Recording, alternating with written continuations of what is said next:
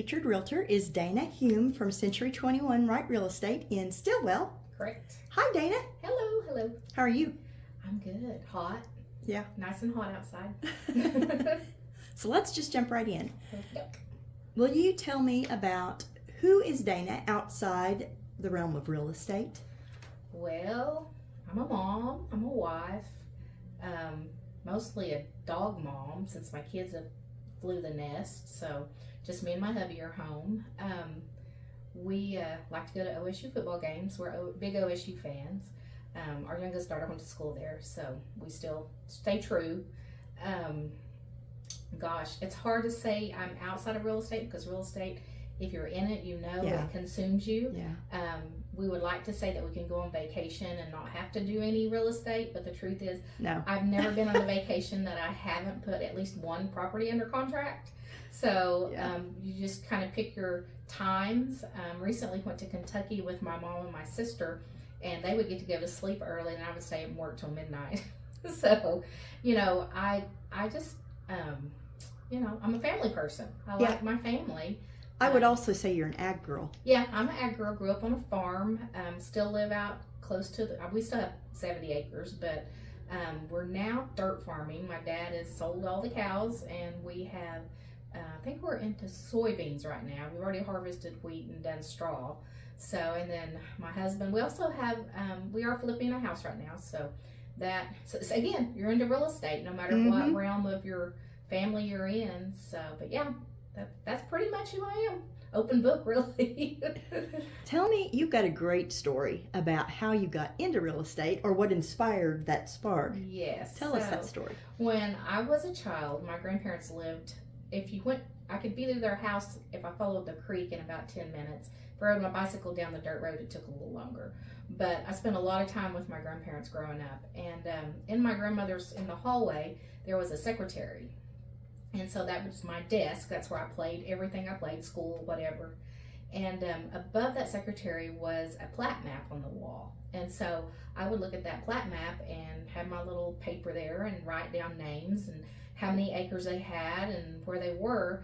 And so as growing up, of course, we'd go to the sale barn every Wednesday, and that was the meeting place. And my grandparents had talked to someone, and I would wait till they would leave and say, "Who was that?" And they would tell me who it was, and I would say, "I know where they live." Well, I probably couldn't have gotten there on foot, but I could tell them where it was on a map. So I think the love of maps and the real estate world just kind of sparked there. I talked about doing real estate for years and years and years. About 5 years ago, my dad got really sick, had an appendix ruptured, and just really sick. So I stayed in the hospital with him, and I'd been in healthcare for about 30 years at that point. And sitting in the hospital with him all night, I decided I was done. I was done with healthcare. And side note, it was right before COVID hit. Yeah. So the summer before COVID happened. But I told him then, I said, "I'm getting out of healthcare." And he said, "What are you going to do?" That was my life. That's all I had done. And I said, I'm taking real estate classes. I'm getting ready to go to real estate school. And he looked at me and grinned. He said, "It's about time." So it was, I knew that was it. And so to me, it's just another way of helping people. I'm a helper. Have always helped people, been in healthcare, like I said, for so long, but just a different avenue of helping people. So that's kind of how I fell into real estate. I love that story. So now that you're in it, you've been in it for how long? 5 years now. Yeah. Since 2019. Yeah, that's what I thought. Yeah.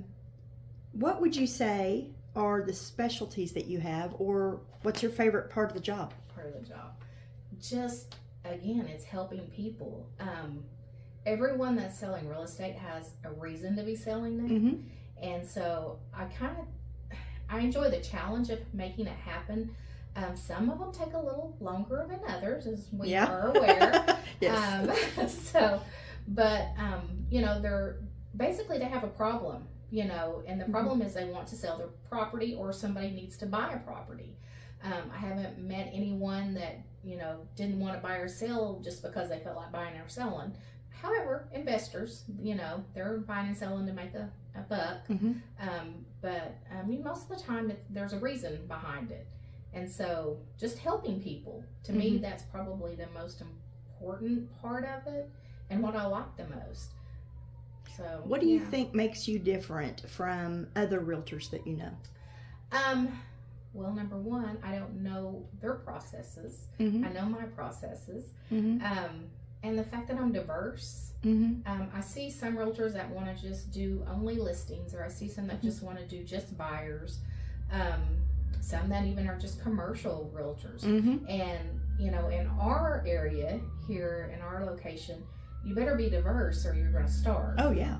I do land, I do farm, I do, this listing side. I can do the buying side, and investors. Mm-hmm. Several investors that I work with, routinely. So I think just the ability to, be able to be diverse and know the whole realm of real estate, not just a little bit of it, or, so my very favorite one though, and people are like, yeah, everybody does this. I love first time home buyers. Me too. They're my favorite.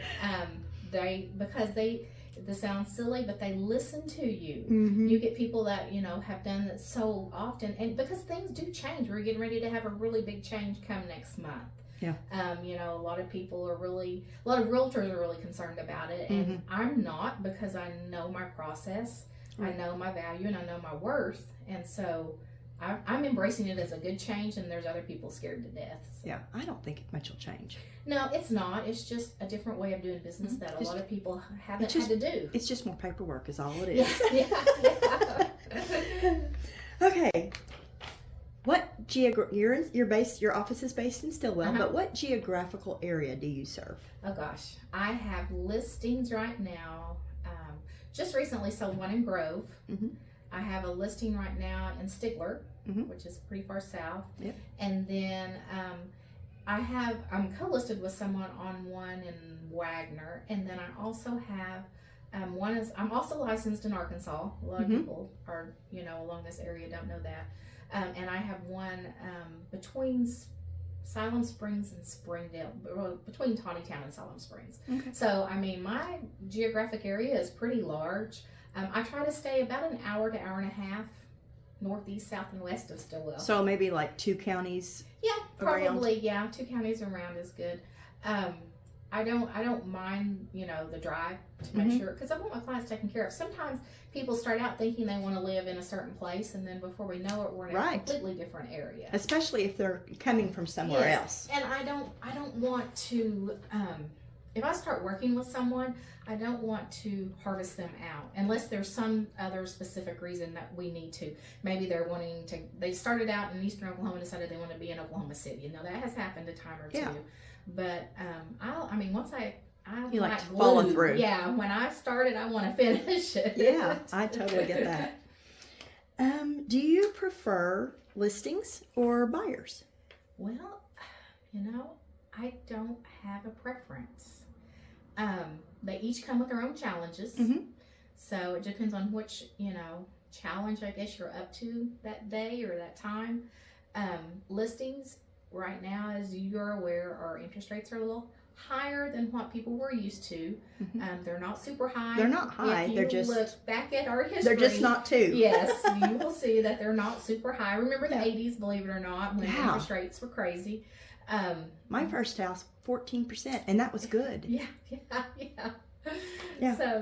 So I can go either way. Like I said, I really like first time home buyers. Mm-hmm. So if I had to choose, I like the farm listings. Those are my favorites. Mm-hmm. I like residential farm stuff. Just to go look. Yes.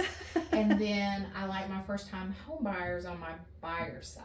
So Yeah. those would be my 2 favorite things, I guess. I can't pick just one. I like that. And that's kind of similar to mine. I like first time home buyers or like investors. Yes. Because there is a shorthand with investors because they've already done this. They know what it's a lot of it's clean. It's You clean. can clean it really fast. Mm-hmm. Yeah. But I love the first time home buyers because the excitement is just palpable. Yes, and it's exciting. I recently closed. I helped a couple sell in Arkansas, and then they purchased in Tahlequah. And we were hoping to do that transition, within the next day, and this one ended up having to be about a month apart. So they had to find some different different place to live and everything. So we closed them, and I was just super excited for them to get into the home they were in. And they were so thankful, and they blessed me by being so thankful. So that was kind of a neat treat, I guess. Do you have a mission statement or a policy that you live by when dealing with customers? Yes, customers and other realtors and lenders and any vendors that I work with is just do unto others as you do unto yourself. Yes. You would want done unto you, I guess. The golden rule. I mean, so many times and I'm guilty of it. I'll get upset because something happened or somebody didn't do what they were supposed to do, or maybe their timeline is not my timeline and it gets frustrating. But I just have to kind of stop and think, Dayna, it's okay. There are far things worse in this world than that not getting done right then when you expected it to. And it's just patience sometimes. And I've always been told don't pray for it because you know what's coming. But so that's kind of, if I'm not gonna, I just want things to go right. So I feel like the conductor of a musical orchestra sometimes, wanting things to do, go here and there. And sometimes the horn toots when it's not supposed to, I guess. Right. So, but that's probably the biggest thing I want is just, if you're going to expect something out of me, I expect you to be the same way. Yeah. So. I'll have a follow-up question on that. Coming from healthcare, because, that's one of the first things we connected on, as I do too. Do you think that gives us a perspective where it's not as serious as it seems? I do think so. I do. Some of the things, I've seen come into the ER, some of the tragedies I've watched happen in families. I think sometimes, and the old saying, when somebody dies, true colors come out. Well, I've seen it, and I've continue to see it in real estate too. But I just think that, there's so many worse things that can happen exactly than not closing on this the day little wrinkle on a deal. Close. Yes. Or I had recently, here's a funny story, and this hasn't closed yet, but have a seller that had threw in the washer and dryer in the contract, and so we're 5 days away from closing, and they call me in a panic because the washing machine wouldn't spin out. And so I was like, it's okay. It's probably the belt. We can get a new belt. Worst thing that can happen, you're going to have to buy a new used washing machine to put back in there to replace it. Right. And, they were just nearly in tears. And I was like, it's okay. I said, finally, I had to kind of talk them off of the cliff and say, there's a lot things worse that could happen. I was expecting you to call and say, the house caught on fire and the kitchen is, I was like, there's lots of things worse that can happen than the washing machine quit working. Yeah, absolutely. So it's all about perspective, I guess. What is the most important thing to know about you as a person? Honesty. I just expect honesty out of people. I probably will tell you the bad news just as much as I'm going to tell you the good news. I just go back to honesty and integrity. So many times realtors get a bad rap. They get, we hear the word used car salesman with realtors a lot. And I think that's a really misconception on a lot of us. Not to say there aren't some ones that aren't so savory out there. Right. But I think if somebody really takes the time to talk to us, you pretty quickly can decide whether you really want to work with that person or not. So just being honest. And this morning I had a listing presentation, and he wasn't sure what he was going to do if he sold his house. And I told him, I said, I will not list your property if you don't have a place to go. I'm not going to leave somebody homeless. Right. And it floored him because he said, I've talked to another realtor and they didn't ask me that question. And I said, well, in my good conscience, I couldn't make somebody purposely homeless. And I said, and your home's paid for. Why do you want to leave if you don't have a plan?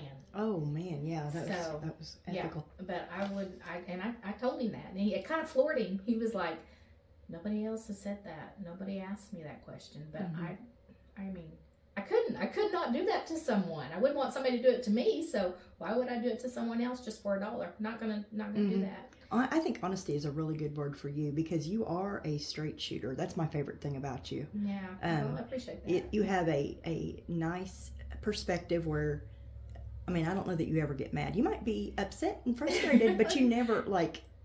Well, I can get mad, but like I said, then I have to stop. You temper it and think, you know, it could be worse. I mean, again, roll it back to healthcare. You know, when I worked with cancer patients. There's a lot. Yes. And that really informs your perspective, yes. I think. And, you know, as you know, my husband had cancer, and it was a devastating time for our family. And my youngest daughter was in college, and bless her heart, I don't know how she made it through college, but she did. Our oldest daughter at that time was just kind of figuring life out. She had graduated from college and trying to, you know, figure her life out. We went through cancer during COVID. We were staying in Oklahoma City. We stayed there for 2.5, 3 months away from family and friends, because once his immune system got bad, we couldn't, you know, take the chance of him getting COVID. So, I mean, he fought with every inch of his life, and and we're cancer free so far. We're 2.5 years, but I mean, it just puts a whole different spin on everything. Yeah. Like I said, you just have to, you know, let those clients know things can be a whole lot worse. I promise. Yeah. You know, it can be a whole lot worse. If the washing machine belt breaks, let's just get a new belt and move on. Yeah. So that's kind of. I love it. Well, thank you so much for. Well, I'm glad you were able to come over. I've enjoyed it. All right. Talk to you soon.